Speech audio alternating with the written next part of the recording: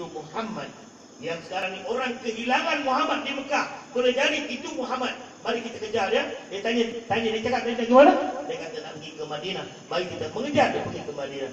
Selang 3 hari Nabi berada di Madinah, Ummu Ma'bad sampai di Madinah dan masuk Islam. Tuan-tuan, hadis-hadis riwayat daripada Ummu Ma'bad yang menceritakan tentang tingkah laku baginda Rasul sallallahu alaihi wasallam sangat masyhur diceritakan oleh ulama-ulama. Dia yang boleh menceritakan bagaimana tingkah laku, sifat Nabi kerana keikhlasan yang ada dalam diri seorang perempuan yang hormatkan Nabi. Sebab itu tuan-tuan, kita sentiasa hormatkan Nabi, kita memuji-muji Nabi dengan selawat, dengan muqassidah, dengan kita membesarkan baginda Rasul sallallahu alaihi wasallam. Ini orang tak mau kita berselawat, ya Hanana, beruntungnya. Beruntung ya Hanana. Ya Hanana ni beruntungnya kita dengan kelahiran seorang yang bernama Ahmad. Muhammad yang bergelar Ahmad. Itu yang dikatakan. Yang lagu yang kita baca yang Hana ni, beruntunglah kelahiran seorang yang bernama Muhammad.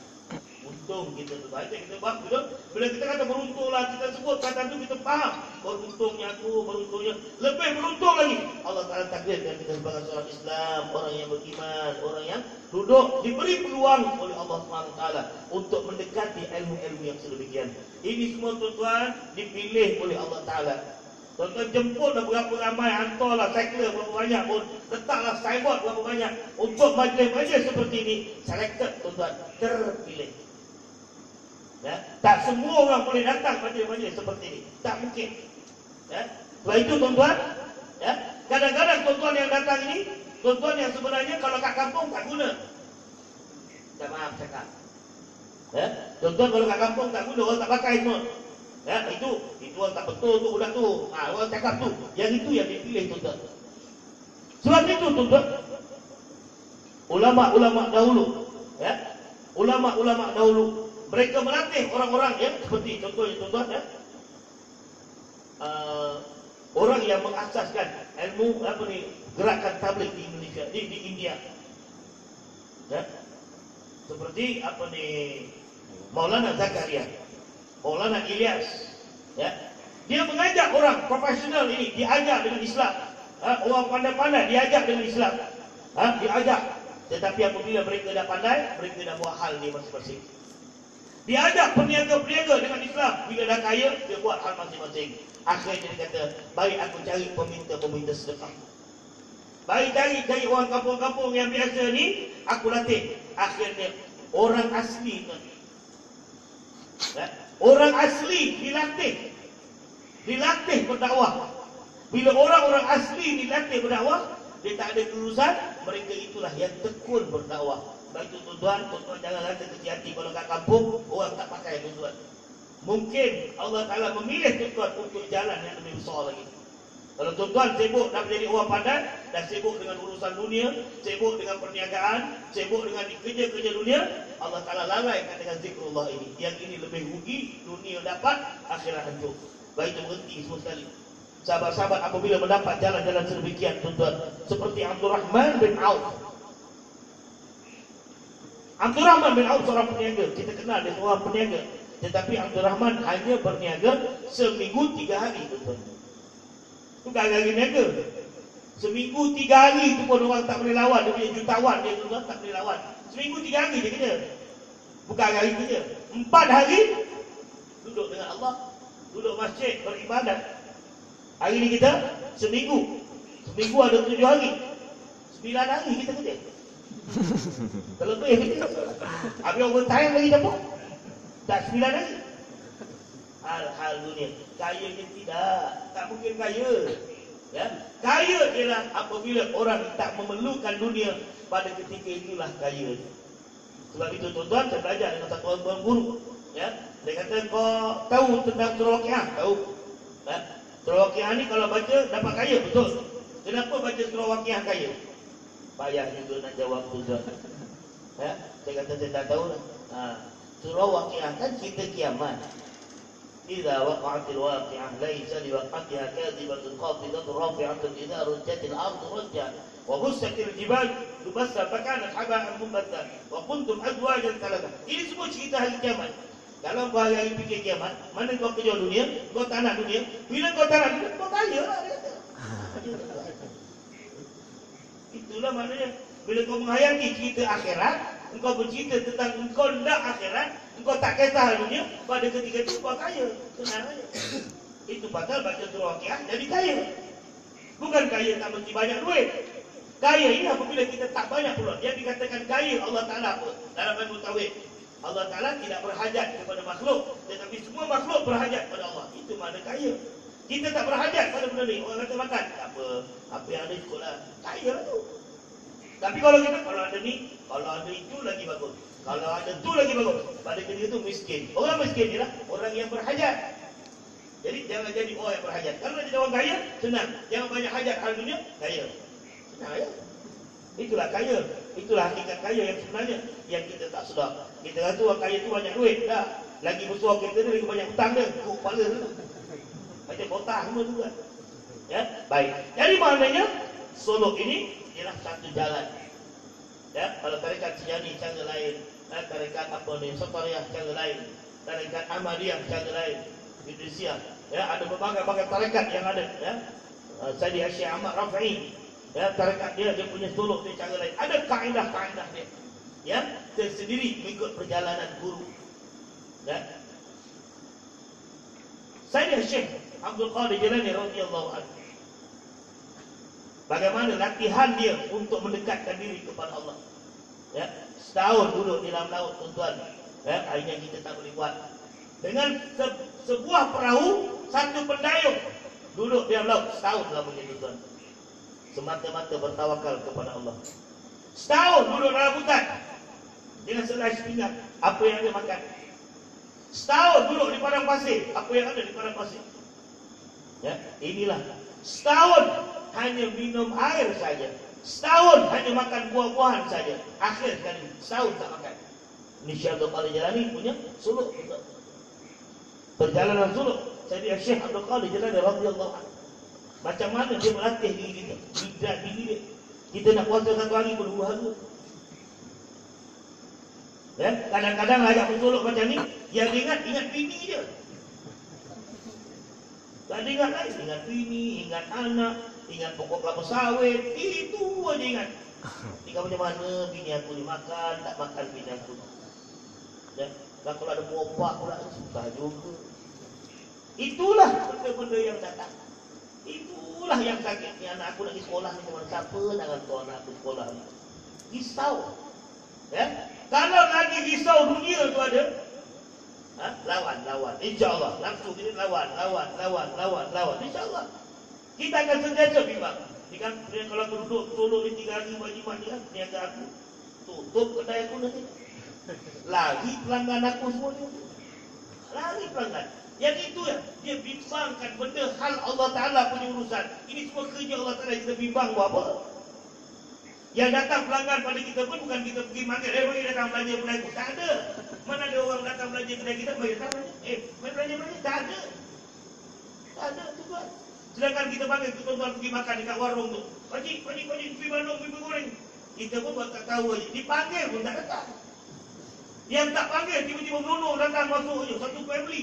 Allah Allah. Yang itu dia tak faham. Ya, yang ini sebab itu kita kena faham benda-benda seperti ini. Apabila orang memahami hakikat Allah Ta'ala, dunia dia relax je, tak kisah dia. Bukan tidak ada ikhtiar. Ikhtiar sekurang-kurang ikhtiar doa. Adalah doa-doa yang dibaca, amalan-amalan yang dibaca. Ya, tetapi kita bimbang dengan dunia ni. Tuan-tuan, ya, tuan-tuan duduk sini permulaan hari pertama duduk 3 hari je, macam dah fikir. Ya, nak lari je. Lari aku ni. Ya. Nak lari. Apa lagi mana? Apalah aku dihantar sini, ya Allah. Apalah dosa aku dihantar kemari. Dosa apa aku ni dihantar kemari? Boleh-boleh turun bawah ada kubur pula. Memang maknanya kita punya hati belum tetap. Ini yang nak bagi tetap ni tuan-tuan. Ya, nak bagi tetap hati inilah benda yang paling susah sekali. Sampai dia paling tetap. Orang tuan-tuan, kalau dia nak tenang satu benda, tenang, nak pergi target satu benda, bahasa lama-lama tenang. Ya. Nak pergi target satu benda, Perkara yang pertama, tempat dia berdiri itu mestilah tempat yang tepat. Kalau dia berdiri di atas tilam tuan-tuan, sampai bila pun dia tak boleh kena target. Di atas tilam, dia goyang. Di atas kayu yang bergoyang. Diri dalam keadaan tidak stabil. Sampai bila pun tak kena mana target dia. Sampai bila tak kena tuan-tuan. Mustahil boleh kena. Dia mesti tempat berdiri tetap tu. Bila tempat berdiri tetap, dia naik ke atas. Kaki dia mesti tegak. Dia mesti naik ke atas sikit. Kalau tempat tetap, kaki dia gigil, tak kena juga tuan-tuan. Bila dah sampai pada peringkat itu, tangan dia mesti ada kekuatan tangan dia. Tetap. Ya. Semua sekali dikontrol dengan hati. Satu je. Target yang bulat dekat tengah tu, mesti kena panah tu. Sampai pemikiran, hati bersatu, baru kena situ. Target 10 tu kena. Kalau selagi dia bergoyang tuan-tuan, tak kena target 10 tu. Takkan kena. Sebab itu latihan kita, Allah Ta'ala bagi latihan hari-hari. Daripada takbiratul ihram, melihat tempat sujud sampai salam. Tak boleh tuan-tuan, bukan boleh, boleh ke? Saya tak tahulah ya. Tuan-tuan berlatih, bulatkan tempat sujud. Berlatih kena macam tu tuan-tuan. Bulatkan tempat sujud tu, bulatkan. Daripada Allah Akbar tengok. Rukuk tengok, iktidal tengok, sujud dah tentu dekat situ. Tengok tu, 4 rakaat boleh tak tengok tempat putih tu, tak tengok tempat lain. Kalau boleh, itu latihan yang paling baik tuan-tuan. Itulah dia latihan. Dan sembahyang. Ini orang lalu? Tegur orang lalu macam mana kita nak? Latihan sentiasa ada. Dalam fizikal kita dalam ibadah kita ada latihan. Sebab itu seluruh rukun Islam yang kelima adalah latihan. Syahadah, hati, ya, pemikiran sembahyang, seluruh fizikal, zakat, hati, puasa, hati, mujahadah, diketuai oleh haji, mujahadah yang paling besar. Inilah 5 rukun Islam ni kena hazam betul-betul. Masuk ke dalam suluk ini, hazam benda-benda seperti ini, barulah ada ketetapan hati kita. Yang tu dikatakan i'tiqad yang putus. Kalau tidak, tak putus-putus tuan-tuan. Dipanggil jazam. Dalam ilmu tauhid dipanggil jazam. Tak ada dah dekat tuan-tuan lain. Itulah target satu. Tak ada target lain. Tapi mesti cara fizikalnya menyiapkan tempat-tempat yang tepat. Inilah benda-benda yang kita kena latih tuan-tuan. Ya, kita latih, ya, mesti kita latih. Cuma tempat-tempat latihan saya sendiri belum berkeupayaan untuk membuat tempat latihan begini. Ya. Tapi kalau buat tarekat Tijani tuan-tuan, dia punya suluk dia setahun. Setahun suluk dia. Ya. Tarekat Tijani minimal dia 6 bulan. Ya. Lepas itu tak apa. Tuan-tuan kalau ikut Samaniah ini, dia boleh sampai 40 hari, 41 hari, dia boleh lanjut lagi sampai 40 hari. Boleh tuan-tuan, ikutlah mana-mana, tak apa. Jangan susah, janji ada kenderaan. Jangan ada kenderaan. Jangan tak ada kenderaan. Kita nak jalan jauh ni, berapa ribu kilometer nak jalan. Berapa ribu batu nak jalan tuan-tuan. Perjalanan roh ni tuan-tuan ni, roh ni. Cabut je dengan yang malaikat cabut je. Roh ni nak sampai kepada Sidratul Muntaha sana tuan-tuan. 7,000 tahun tuan. Perjalanan masa. Ada ulama kata 70,000 tahun perjalanan masa. Roh ni nak sampai ke atas. Tak sampai dan tidak. Sebab itu perjalanannya sangat laju. Sebab itu orang-orang yang beriman nampak pada tanda berpeluh dahinya. Nah itulah tanda-tanda di antara benda-benda tanda kerana perjalanan yang sangat jauh. 70,000 tahun nak mengentas. Perjalanan masa yang sangat besar tuan-tuan. Sebab itu kita taraki latih ya. Saya mengajak kepada tuan-tuan, sekarang ni bagi kita ini pusat latihan. Inilah pusat latihan yang ada. Dah tahu sih. InsyaAllah saya tengah Jumaat terbuka untuk timur. Cuma jangan datang nak try lah. Jangan ada niat nak try. Datang betul-betul punya. Ya, bukan cobaan tuan-tuan. Ini betul-betul kejadian. Jangan cobaan yang sepanjang masa cobaan. Ini benar-benar kejadian tuan-tuan. Ini bukan cobaan. Masuk, duduk. Tuan-tuan kena biar cakap dengan isteri. Ya, saya 3 hari nak duduk Pak Haji Manu. Ni nanti anak-anak sekolah, awak fikir anak-anak sekolah. Kalau saya mati, anak sekolah juga takkan berhenti pula anak sekolah. Yang berniaga cakap, saya nak duduk Pak Haji Manu 3 hari. Nanti kalau berniaga, tak apa, tutup kedai pun tak apa. Kita buat kedai lain. Tuan-tuan, barulah betul. Barulah yakin Allah telah datang. Baru masuk yakin. Kalau tidak sampai bila pun tak masuk yakin. cuma pergi klinik yakin je. Itu masalah. Tapi tak yakin-yakin. Mesti tuan-tuan, ini benda-benda kita kena faham. Mesti kena tinggal. Ya, tuan-tuan mesti buat satu buat tuan-tuan, aku nak duduk sini. Ambillah, ya, bukan saya kata ini ringan, ini pun berat tuan-tuan. Tetapi nak lawan mujahadah dengan nafsu kita bukan satu benda yang mudah. Tak buat benda ni, sampai bila pun kita tidak akan berjaya. Sampai bila. Ya. Saya sebenarnya walaupun saya mengajar kitab, tak ada itu syariat. Ya. Perjalanan-perjalanan ini, perjalanan situ sendiri. Ya. Saya memang belum mampu. Dari segi kemampuan, memang saya belum ada kemampuan dan nak menjadikan tempat. Ya. Sebab apa tuan-tuan, orang-orang yang, ya, tuan-tuan tengok, tuan-tuan Haji Mat di depan kali dia punya CCTV penuh sini tuan-tuan. Nampak tuan-tuan pergerakan tuan-tuan, semua dia nampak. CCTV semua ada. Dia boleh beritahu tuan-tuan. Ada semua CCTV, semua dinding, semua tiang ada CCTV. Tuan-tuan pergi mana lah, dia tahu. Pergi mana, tahu. Inilah hebat, ya. Inilah kehebatan. Ya, tak payah patah ada. Kalau modal satu CCTV, berapa nak beli? Tuan-tuan. Satu CCTV tu 300. Kalau tiap-tiap satu tiang je bagi tu. Ni bawah ni, atas lagi bang. Tu dekat tepi bagus sana depan ada. Keliling ada. Berapa nak modal? Inilah amalan-amalan. Allah baca la tudrikul absar wa huwa yudrikul absara wa huwa al-latiful khabir. Allahu latifun bi ibadi wa Allahu latifun bi ibadi yarzuqu man yasha. Orang baca itu 40 km keliling dia tahu tu. 40 km keliling dia boleh tahu. Dia baca ayat la tudrikul absar wa huwa yudrikul absar wa huwa al-latiful khabir. Allahu latifun bi ibadi yarzuqu man yasha wa huwa al-qawiyul azim. Ini CCTV orang Islam lagi hebat. Ulama-ulama CCTV kuat. Kalau 40 km satu muak dia tahu semua apa benda. Itu kecil je. Kita baca benda lain lagi, ya ada tambah lagi 40 km, 40 km. Satu Johor dia tahu. Lenda mas. Tuan-tuan, ya, saya cerita satu benda pelik. Ya, tuan-tuan kita tanya Ustaz Imran, apa dia Ustaz Imran? Satu hari Ustaz Imran datang jumpa dengan Habib Ali. Habib Ali Abraham. Habib Ali radhiyallahu taala. Budak-budak ni. Dia kata, awak tahu tak daripada Batu Pahang ni sampai Johor Bahru berapa jengkal? Betul tu fikir. Tanya je berapa jengkal. Siapa nak ukur jengkal? Tak ada kat rumah. Budak-budak tunggu masa. Siapa ada tahu? Ya? Kata Ustaz Imran saya tak tahu. Dia ada cakap lah berapa ribu. Ustaz Imran tahulah, ya. Macam mana dia tahu?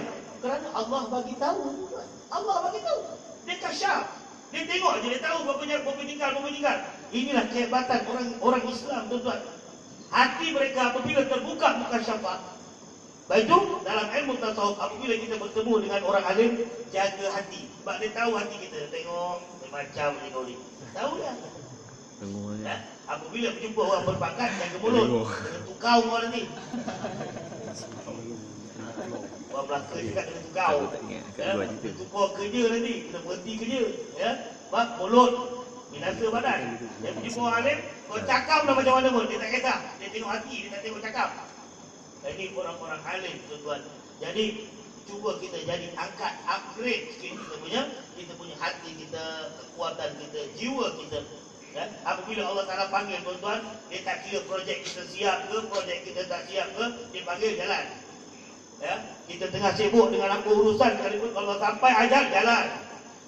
Sebab itulah kita sampaikan ajal kita untuk beribadah kepada Allah Ta'ala. Sampaikan ajal kita. Korban, insyaAllah. Ya? Jangan liar. Ya? Jangan liar. Liar hati kita liar sana, jinakkan hati kita insyaAllah. Ya? Jadi saya kira itulah di antara pesanan-pesanan kurang 1 jam yang saya dapat sampaikan insyaAllah.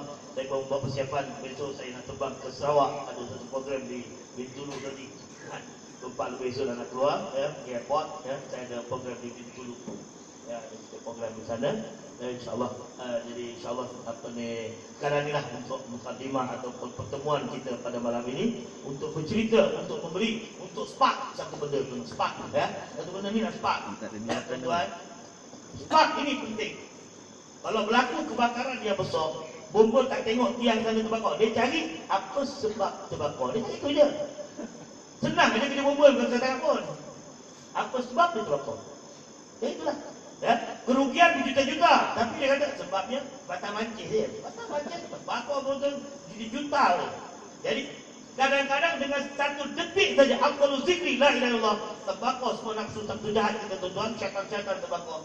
boleh jadi kita berubah kedudukan daripada syurga ke dalam neraka, daripada syurga ke dalam neraka, daripada neraka ke dalam syurga Allah Ta'ala, dengan satu patah perkataan, dengan satu patah sebutan mulut kita, dengan satu niat yang ada dalam diri kita. Boleh mengubah orang boleh masuk syurga, boleh masuk neraka dengan satu patah perkataan.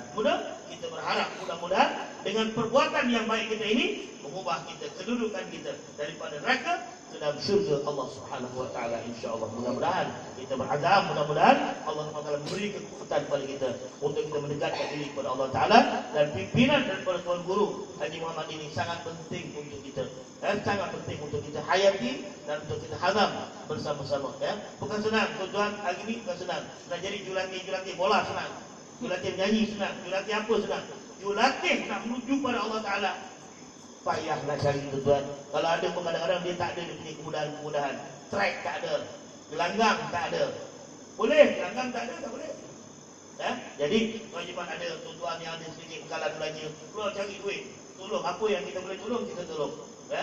Untuk kita secara fizikalnya, tak tolong dengan Allah, tetapi kita boleh tolong secara fizikalnya, secara zahirnya, secara syariatnya. Kita bantu supaya kita dapat melahirkan orang-orang yang dekat dengan Allah Subhanahu wa taala. Yang ini yang menghidupkan kita, tuan-tuan. Insyaallah, ya. Jadi saya katakan pada tu, wabillahi taufiq hidayah. Assalamualaikum warahmatullahi wabarakatuh.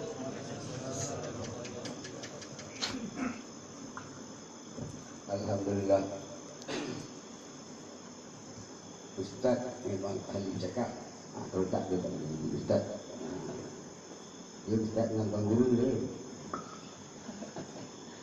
Jadi saya tak pergi cakap. Cuma saya nak melahirkan perasaan melalui lagu yang akan saya sampaikan, nasyid yang saya akan sampaikan. Saya susun, saya dapat daripada satu perjalanan ke satu perjalanan hingga sampai ke hujung perjalanan. InsyaAllah kita sama-sama menghayati. Allah, Allah, Allah, Allah, Allah, Allah, Allah, Allah, Allah,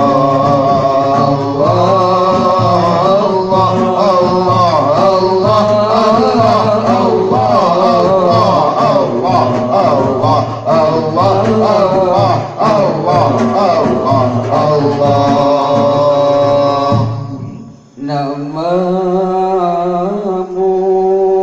ku sebut-sebut hingga terukir di hati. Lemaslah sudah nafsuku ini hingga tak berdaya lagi. Allah, Allah, Allah, Allah, Allah, Allah, Allah,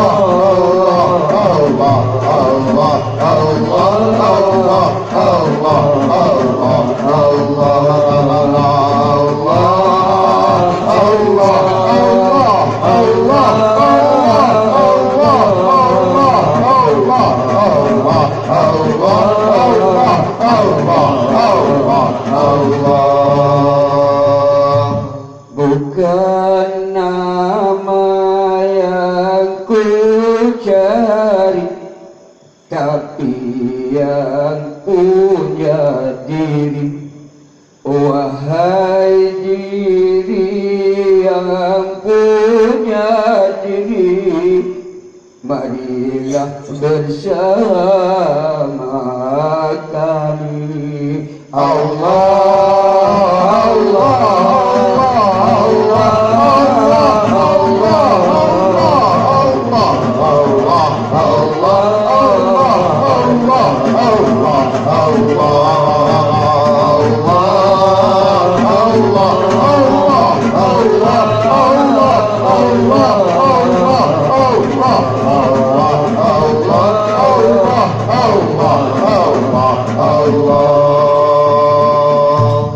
tak sanggup lagi begini lama menanggung rindu.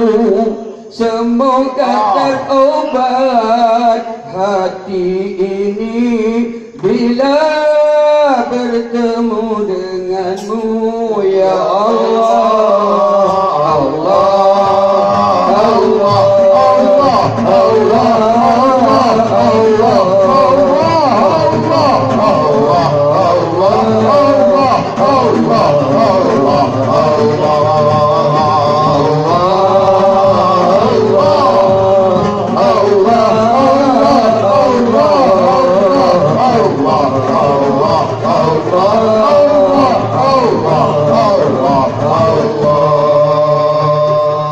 indahnya wajahmu wahai diri, sinar cahayamu menyusup ke hati.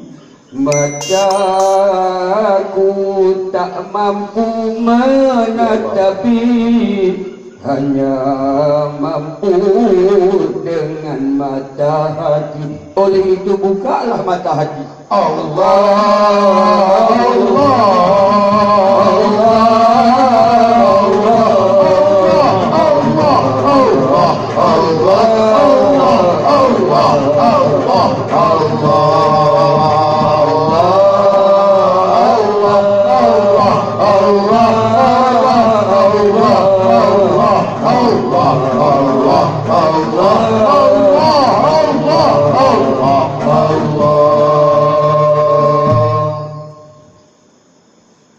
dalam majlis tadi saya cerita dulu permulaan saya mengadakan dengan suruh dalam khatam pertama itu permintaan daripada jemaah yang datang.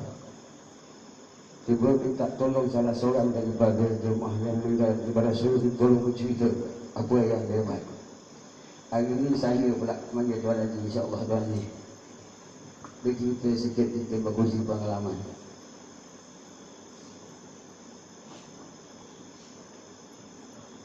Tuan Haji ni sebenarnya bukan dia datang nak suluk dengan saya mula-mula. Dia datang berkawan. Masa tu kita menyambut hari apa ya? Bukan. Sebelum Zulhijjah ya? Zulhijjah ya? Awal Zulhijjah. Awal Zulhijjah. Zulhijjah. Lepas tu dia cerita, fikir-fikir dia pakat dua orang. Ini kita dah sampai ni, kita nak balik tak bila lagi, kita nak datang tak tahu ni. Tak kemarin dia keluar dari Syekh Ilham. Okey lagi dia kata, saya ikut dah 3 hari. Alhamdulillah. Lepas 3 hari, tak sampai 3 hari, 2 hari dia susul balik. Pasal tahu dia kerja. Hari Senin ke rumah kerja. Dia ajar dia 3 hari. Oh, kuat lah dia, semangat dia. Pasal boleh sanggup tinggal kerja. Hari Ahad dia dah sampai lah balik lah. 2 hari dia. Tiba-tiba yang ni datang pula. Nak 10 hari. Tak cukup kan dia. Cubalah. InsyaAllah. Assalamualaikum warahmatullahi wabarakatuh. Yang saya muliakan kepada kita Nabi Muhammad dan juga kepada kita Ustaz Syafie bin Ibrahim. Saya memang telah dulu belajar dengan Ustaz Syafie sejak tahun 1990-an. Jadi apabila beliau mengajar, setiap apa yang saya dapat daripada amalan-amalan yang selalu Ustaz kata, saya lakukan. Jadi bila Ustaz tengok daripada situ kemungkinan salah, daripada situ dalam kemampuan, Ustaz suruh saya masuk tarikat. Jadi ketika itu saya tak bersedia, sebab saya ada amalan yang Ustaz kata bagi pun saya rasa saya tak mampu nak buat. Jadi bila saya tahu kata tarikat tu banyak dengan amalan dan nak kena beramal, saya tak berapa berani, saya takut. Jadi dah sudah berapa tahun, dah hampir 20 tahun. Dah hampir 20 tahun, saya diminta lagi, Ustaz kata minta suruh kalau boleh masuk tarikat yang di sini, Pak Haji itu untuk kita lah. Jadi kami tercadang pada bulan 12 tahun lepas lagi. Ada beberapa orang, ada 5-6 orang yang cuba siap-siap, tapi tak jadi juga. Jadi pada kali ini tinggal saya 2 orang saja dengan 2 orang dengan Ustaz Haji.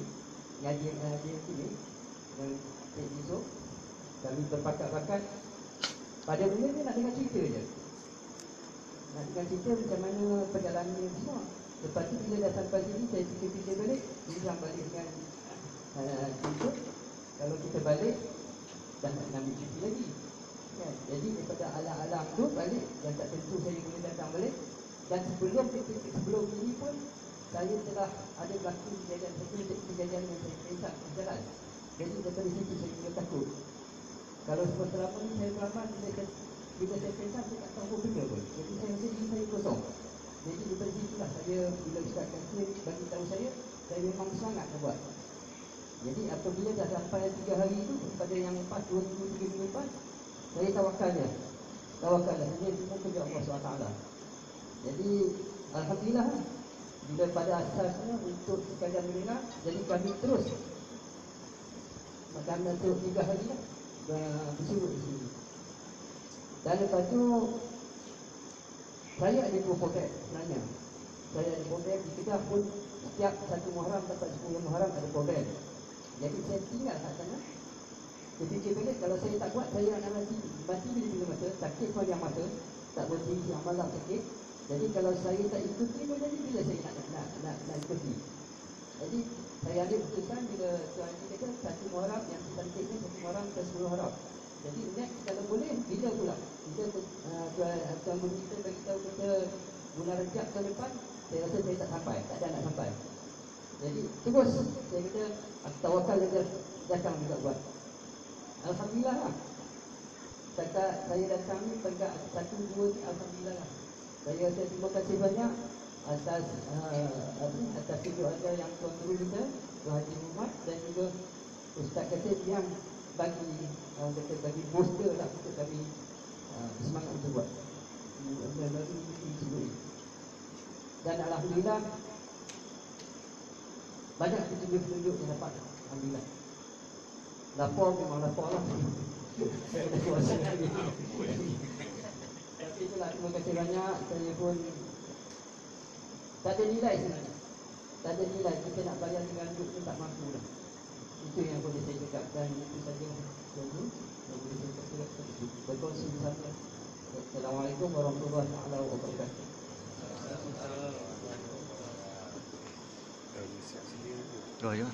اللهم صل وسلم وبارك عليه وعلى آله